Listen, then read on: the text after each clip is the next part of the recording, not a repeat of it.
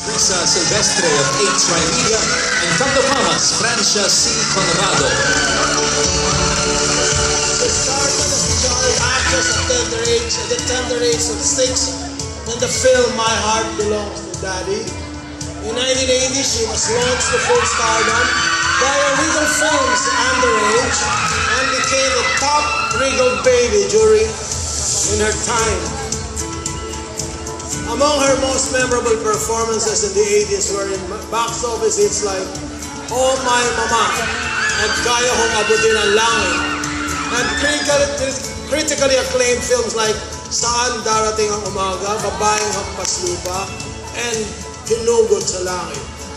Her versatility as a performer is unequal. Her acting prowess is uniquely her own. She has been hailed as a Taray Queen, Dancing Queen, and Comedy Queen.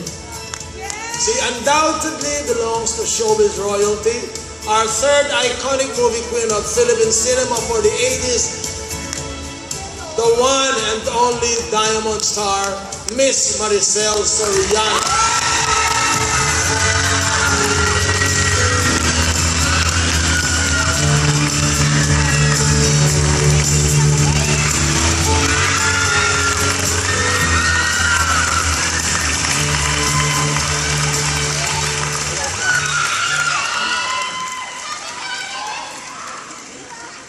Maraming pong salamat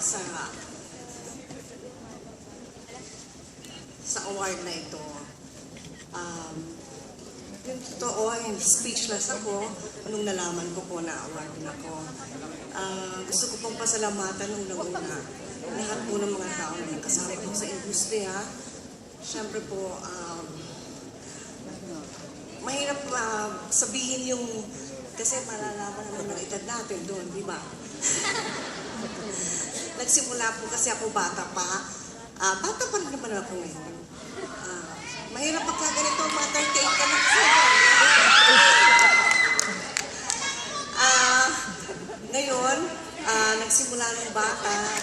Ngayon, bata pa rin naman ang edad. Pero, syempre, nagpapasalamat po ako sa kanila lahat. Dahil sa mga nakasama ko unang-una, si Daddy Dolphy, sa kanya po ako nagsimula. At syempre, tuloy-tuloy na Regal Films po ako. At marami pa po iba. Doon po ako nahasa ng todo sa pelikula, sa telebisyon, sa mga